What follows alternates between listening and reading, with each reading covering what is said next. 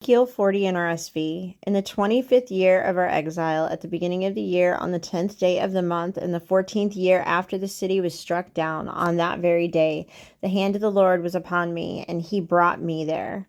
He brought me, in visions of God, to the land of Israel, and set me down upon a very high mountain, on which there was a structure like a city to the south. When he brought me there, a man was there, whose appearance shone like bronze, with a linen cord and a measuring reed in his hand, and he was standing in the gateway. The man said to me, Mortal, look closely and listen attentively, and set your mind upon all that I shall show you, for you were brought here in order that I might show it to you. Declare all that you see in the house of Israel. Now there was a wall all around the outside of the temple area. The length of the measuring reed in the man's hand was 6 long cubits, each being a cubit and a handbreadth in length. So he measured the thickness of the wall 1 reed, and the height 1 reed. Then he went into the gateway facing east, going up its steps, and measured the threshold of the gate 1 reed deep. There were recesses, and each recess was 1 reed wide and 1 reed deep, and the space between the recesses 5 cubits. And the threshold of the gate by the vestibule of the gate at the inner end was 1 reed deep. Then he measured the inner vestibule of the gateway 1 cubit. Then he measured the vestibule of the gateway 8 cubits, and its pilasters 2 cubits, and the vestibule of the gate was at the inner end. There were 3 recesses on either side of the east gate. The 3 were of the same size, and the pilasters on either side were of the same size. Then he measured the width of the opening of the gateway 10 cubits, and the width of the gateway 13 cubits. There was a barrier before the recesses, 1 cubit on either side, and the recesses were 6 cubits on either side. Then he measured the gate from the back of the one recess to the back of the other, a width of 25 cubits from wall to wall. He measured also the vestibules 20 cubits, and the gate next to the pilaster on every side of the court. From the front of the gate at the entrance to the end of the inner vestibule of the gate was 50 cubits.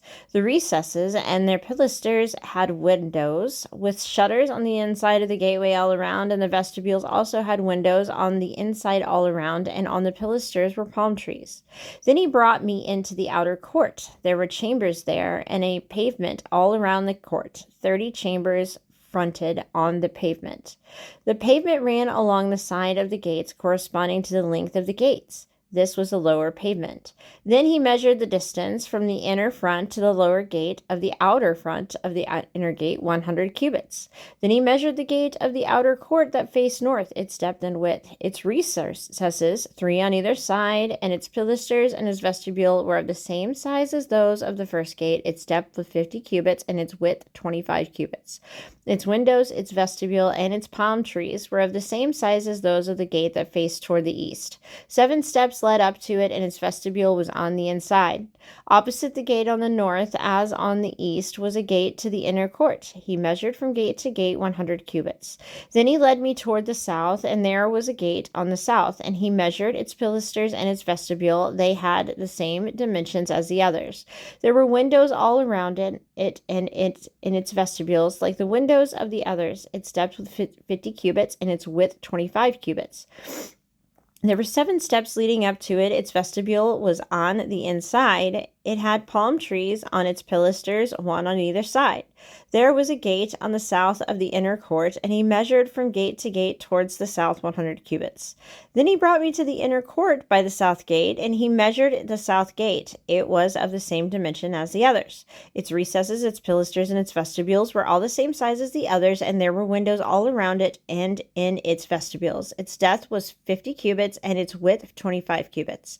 There were vestibules all around, 25 cubits deep and 5 cubits wide. Its vestibule faced the outer court, and palm trees were on its pilasters, and its stairway had 8 steps.